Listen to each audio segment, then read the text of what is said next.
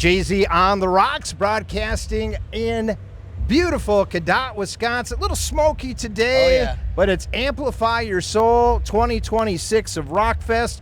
And to my left, I've got Cody Carson from the band Set It Off. And Cody, first of all, we chatted back in August about a year ago. And I guess first, before we get into anything, welcome back to the States. Thank you, man. How was Europe? Oh my God, dude. We've played some of our favorite shows of all time there. It was absolutely incredible.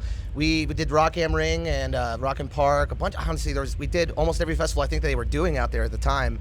But my favorite moment was, remember we were playing against Iron Maiden at one time, and I was like, this is gonna be rough. Because you don't know. You don't get to choose your set time like a lot of the times. But we had our biggest crowd ever that day. Like, we couldn't see the end of it. We had 2 circle pits. We were just on fire. We were loving it. I was gonna say, I think I saw some of your videos and stuff on that, and you guys were just mesmerized on all the people there. Dude, we're appreciative, Like, we love this. Our favorite thing in the world to do, and if people like it and they're showing that and they're letting go with us, it's just, there's no better feeling. Talk about the energy, the atmosphere over in Europe compared to what it is in the U.S. Man, what's interesting is, just like in the U.S., like city to city, it's different vibes. Like Boston to me and like Chicago to me are known to be like, we don't care, we're gonna go insane. But then there's certain cities, sorry to call you out, Los Angeles, but that there's like, it's almost like a cool kid element where they're like, I don't want to, I'm not gonna jump in the pit. Like, I don't want to look uncool. So stop doing that. And just like, I love when crowds just let go. So it's city to city, it's different out here. Country to country, it's different out there. But I will say the German rock crowds are like a force to be reckoned with. Like, it's absolutely insane. Every single person is moving. Whether they know you and they've been to a ton of your shows, whether they're seeing you for the first time, they're just there to have a good time. And it makes you feel really welcome. So I really do appreciate them out there. We're out here today at Rockfest, a little smoky, and actually it's because of the Minnesota fires. It's not Canada this time. It's actually us in Minnesota. I thought it was Canada. I know. It's the Boundary Waters in Minnesota that actually had some fires, and it's coming our way. So how does that going to affect you, I guess, as a singer? So the number one thing I'm going to have to do is stay inside and drink water and just do what I can. The tough part is going to be, there's a combination of 2 things today, which is it's kind of like, it's like dusty as well.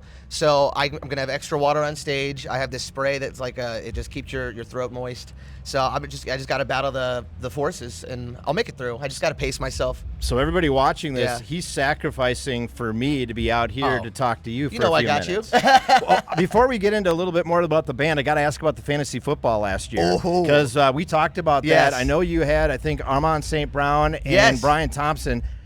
They didn't play very well last year. That hurt you, didn't it? I had a bad season. I was in 2 leagues and they both went terrible. So now, like, as soon as that season ended, I immediately was like, what did I do wrong? Where did it go wrong? I looked at the draft board and I was like, okay, I saw a pattern in my other league, and I want to say it on here, but if any of them watch it, they're going to know what I'm going to do, because we're sleuths like that. We want to make sure we're in everybody's head and know what they're doing. But I have a strategy for this year that I'm pretty feeling solid on. I got the 2nd overall pick in one league, and then the other one I'm towards like the back end at like 8. So I'm like, I got like 2 different ways to go about it. But God, it was so frustrating, man. I was trying to make trades, no one was doing it.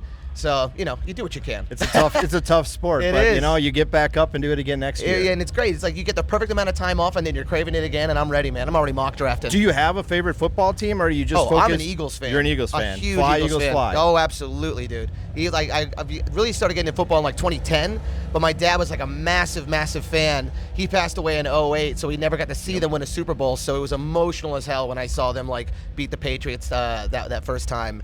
But yeah, they're a fun team to root for. The fan base is insane, and they got their rep. I know, but going there live, the tailgate situation, unbelievable. And you told me you're a golfer. Yes. Okay, I love this, because I need to get a golf tournament going for rock stars. Oh, I think that'd be kind of fun. I got to get back in with my coach. I got a golf coach back home, and he's the best. Shout out Ron Del Barrio. But I've just been like trying to hone in the game. We went to Top Golf yesterday. Oh yeah, and that was fun. Like what real golfers do, trying to play Angry Birds, So do you have a handicap, or don't you have a handicap? I'm in the process of getting that analyzed. I think I need to play more rounds and put it into this app to figure it out. But to give you the idea, like, I broke 100 for the first time like last year, and now I'm living in the 90s, and my goal is to break 80 before the year's over. I love it. Yeah. I love it. All right, let's talk about the band.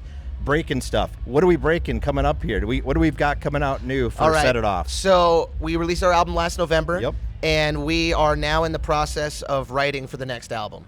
We're already creating a game plan. We're working on touring. This is like I think the furthest ahead we've been in planning in a long time. Like, we already kind of know what our 2027 is going to look like from start to finish, and that's exciting because you never know how it's going to go sometimes. If you wait out for certain opportunities, you might miss out. So we have plan A and B and C is ready to go. But yes, so after this run, I'm getting back, found out our producer, John Lundeen, the guy that I wrote a ton of songs with on the last album, he's also going to be totally free in the fall. So we're just going to fill up some dates. I already have about 4 songs that I think will make a record, and then just got to see if we can beat them. Let's talk about the record. Your first independent record that you put out. How did you feel about it? I know you were a little apprehensive, a little scary about it, getting out in the real world, doing it on your own, but how did it work overall? It was beyond any expectation we ever had. Because, like, you know, when you're doing it by yourself and you had labels running the show before, you're like, okay, well, now we're both hands on the wheel and it's just us. How's this going to go? So what's funny is with that last record, initially we were like, we're not going to do an album. We're just going to do singles. Yep. And so we dropped a single, Punching Bag, and it went huge for us. It was like first time ever being on the radio, which is crazy because it's first time being on the radio as an independent artist, not on a label.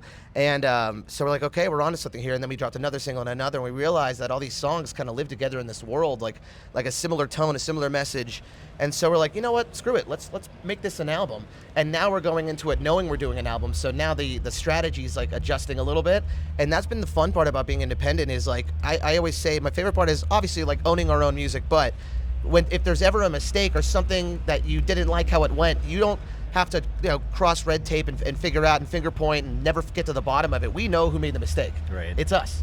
And so we can go back and look at like intense data and analytics, and we got a guy who's like really great about that on our team. And so now we know, okay, well, this worked really well. We'll keep that.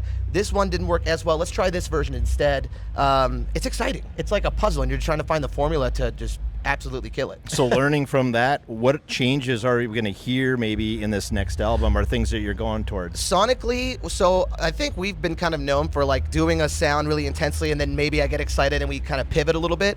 This one is just working on, so we found something really special on that self-titled record. So now the goal is just honing in on the sound and maturing it, and I'm really loving where it's going and keeping the energy alive because, to be honest, like in the amount of time we've been doing this, these self-titled songs live are my favorite songs to play live by far.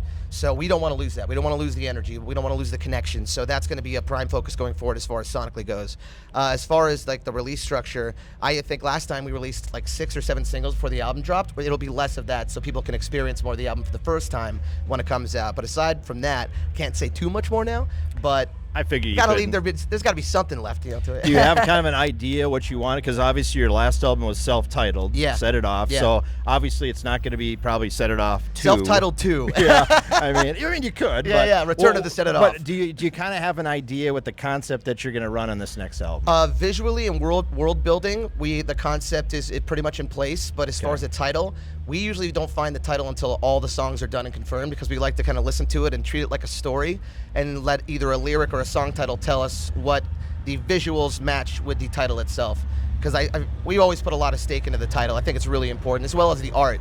But so they're not there just yet, but I'm excited for that process. Can you give us a little bit of information maybe about the visual side of it, or is that just not able that to? one I want to leave as a surprise. Okay. Because Max, our drummer's been working on it, and it's something really special. Okay, yeah. I like that. So, let's talk about today, festivals. Yes. Do you like, obviously you're over in Europe, do you like playing festivals? Do you like playing indoors and shows? What do you like the best? They're all different. I mean, they're so different, but I really, really love festivals because we've always been a band that had to prove ourselves, and I like that challenge. I welcome that. The ability to be on a stage, see somebody walking by that didn't intend to watch us, see us play a part of the set, turn around, and then walk and join the crowd. That is what makes a festival to me. Is like all these people that may not have gotten to see us because they're here for maybe a few bands, and they happen to discover us that day, and the next time we do come play a club show, they're there. Like that's the whole part of this, is like, how do we extend this family? How do we get people to see what we're about and just have fun doing it?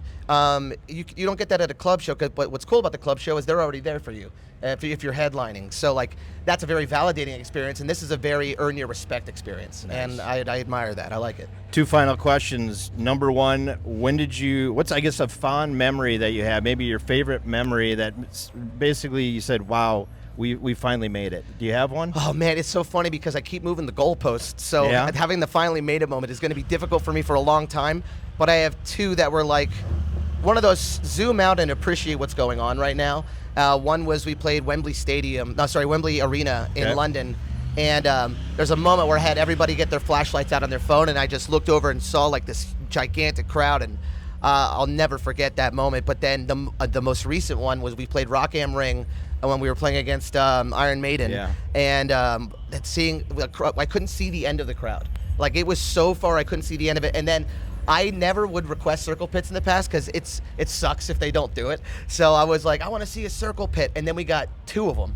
And there was, because it was split up, like the front area with like a little barricade and then a back area, and there was a circle pit on either side. And we just couldn't believe it. With the entire show, we're looking at each other just smiling like, do you see this? Like, this is amazing. So I think those are my 2 right now. But so you didn't get to ride on Bruce's plane then? He has a plane? Bruce Dickinson? Iron Maiden? Bruce Dickinson. I think about no. Never mind. I was thinking of a different Bruce. Oh, that's okay. Yeah, you're good. I would like to get on a plane like that. Yeah. Well, maybe next time. Maybe I'll have to make a request. Exactly. You hear that, Bruce? If you're still watching or whatever, absolutely. Please. Yeah. All right. Last question. Since you're on Jay-Z on the Rocks, whether you drink alcohol or a non-drinker, do you have a favorite drink? So maybe it's a cocktail or a mocktail. What do you like? So I do drink alcohol. My favorite cocktail is a Negroni. Well, actually, no. My favorite one is called a Bijou, which is a riff on a Negroni. Okay. Because it has green chartreuse in it. So basically, Negroni is 1-for-1 gin, Campari, sweet vermouth. I like that. And a Bijou is you switch out the Campari for green chartreuse, and it's so good. Like, the ratio is a little bit different, but that's my favorite. Like, I'm at a nice restaurant, I'm getting one of those. Okay. But I'm also just like, I love red wine. It's like, I'm in my 30s, dude. I like the good stuff. All right, we're going to get you out of the smoke so you can get ready for your show coming up later on. It was great seeing you again. Keep in touch, and looking forward to that new album, most likely in 2027. Yeah, absolutely. That's the goal. Awesome. Once again, that is Cody Carson. He's with Set It Off. I'm Jay-Z on the Rocks.